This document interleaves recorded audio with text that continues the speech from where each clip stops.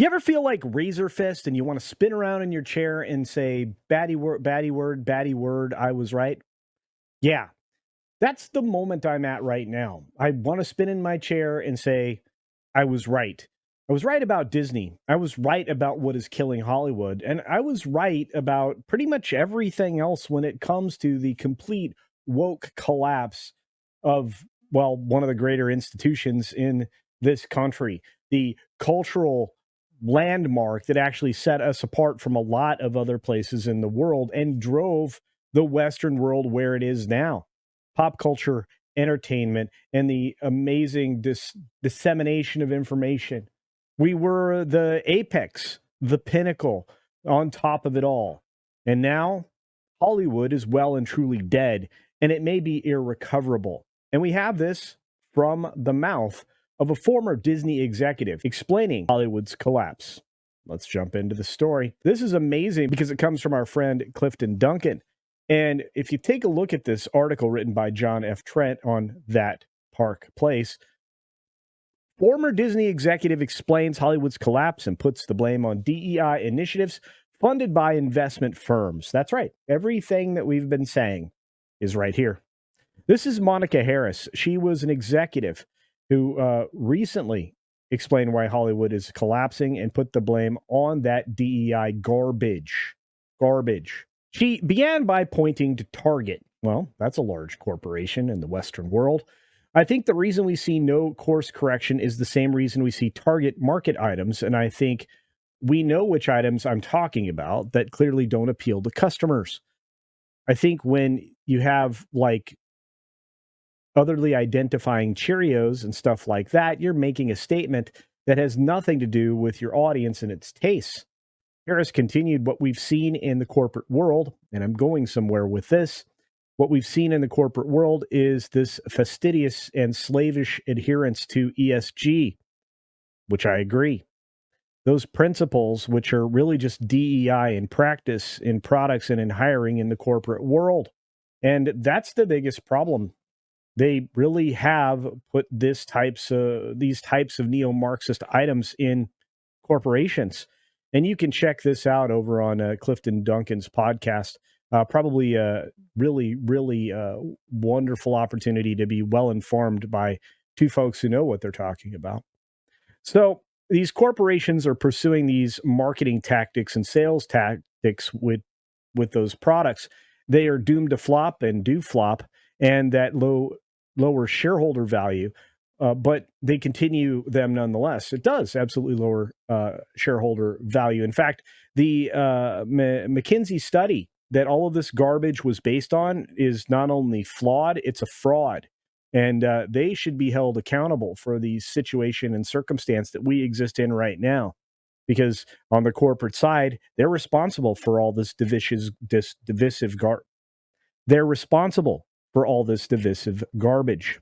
And the deeper I've been digging, and especially my work at FAIR, the Foundations Against Intolerance and Racism, which I'll talk about later, but the deeper I've been digging, I've noted that this is happening because the same core group of companies are largely funding or have shareholder stakes, majority shareholder stakes in Fortune 500 companies and in the S&P 500.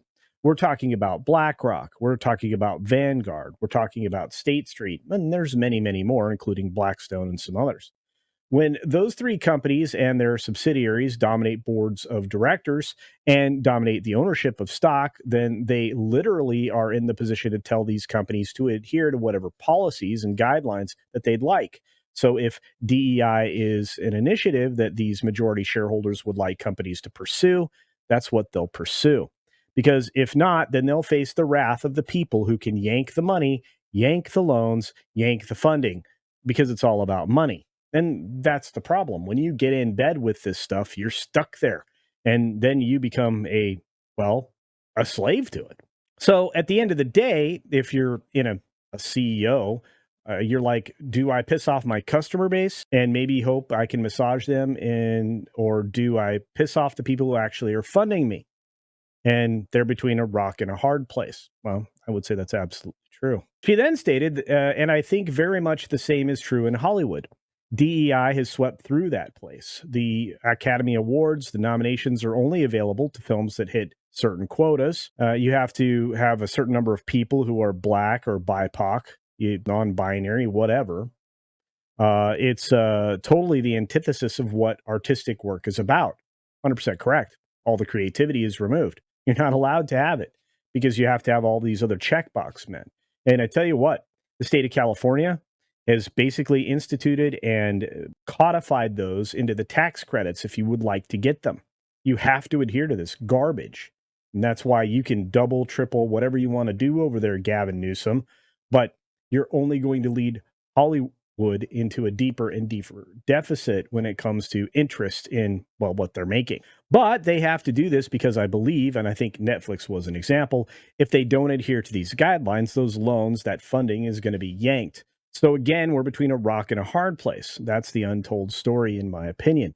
And I know for a fact she's absolutely right. Of note, the largest douche on the history of the planet, Larry Fink, the CEO of BlackRock, said during the New York Times Deal Book Conference back in 2017's, well, behaviors are going to have to change. And this is the one thing that we're asking companies. You have to force behaviors. See what I mean? And at BlackRock, we are forcing behaviors. 54% of incoming class are women.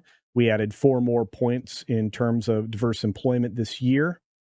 Listen to the things they pay attention to.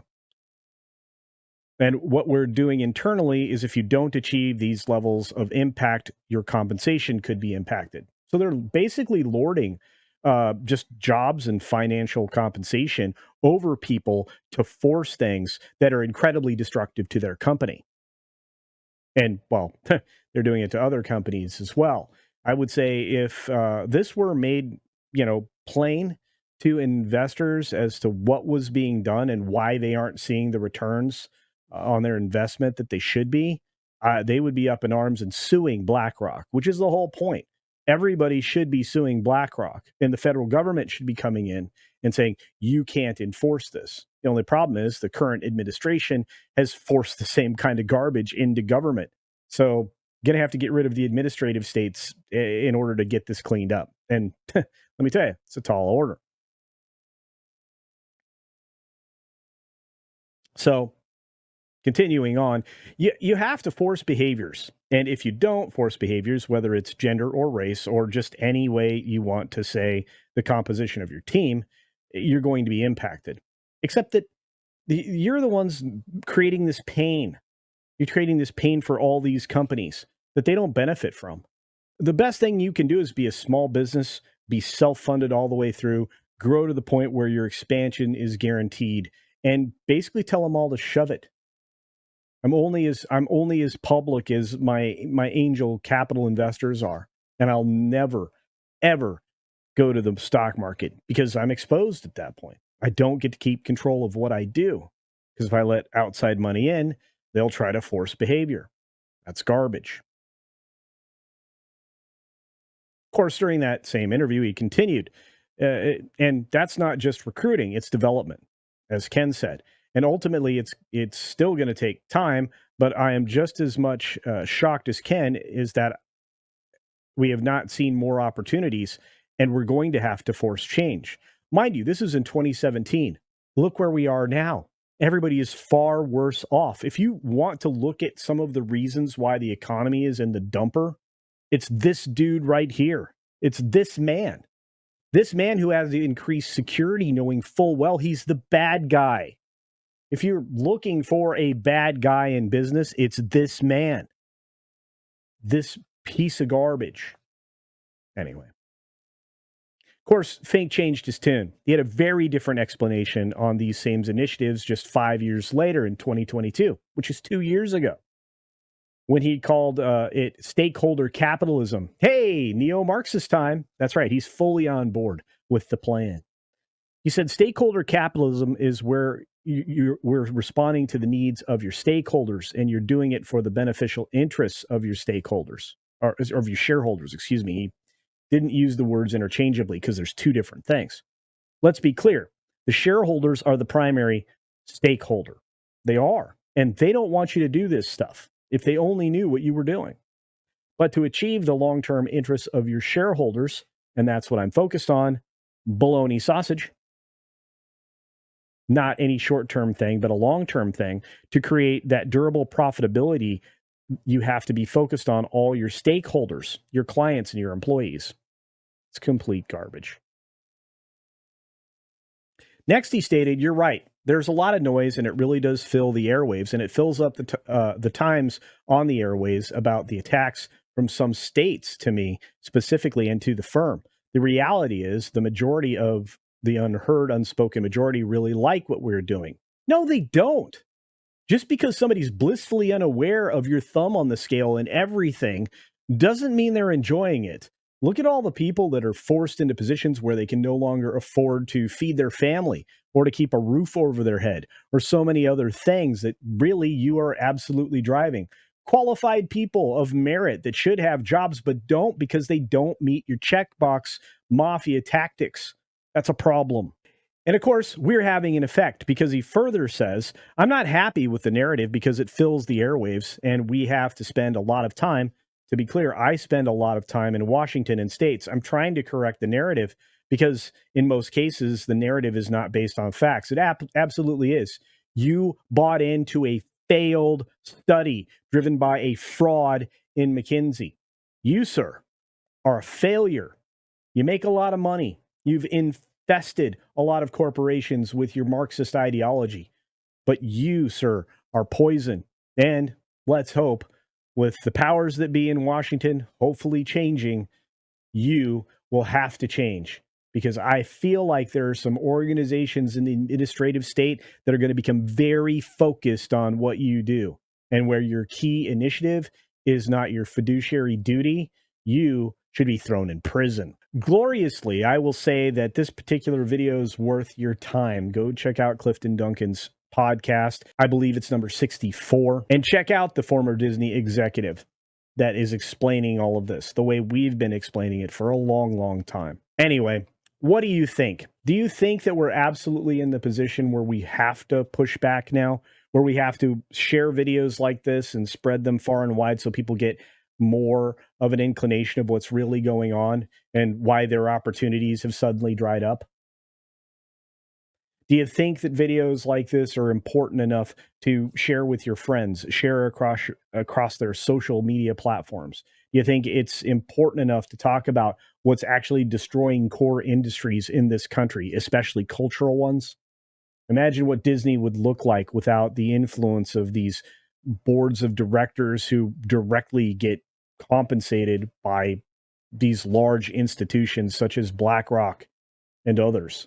Do you think investment firms should be held accountable for putting these things in place in the first place because they absolutely do nothing to drive shareholder value? Let me know your thoughts down in the comments section below. And if you enjoyed this video, make sure you hit the thumbs up button. It really does help. Those comments really do drive engagement, and sharing this video is one of the best things you can do. And double check you're still subscribed, because if you're not, or somehow you got unsubscribed, turn that little red button to gray and make sure that the notification button is on. You got to get the all notifications bell like set up so that you don't miss anything.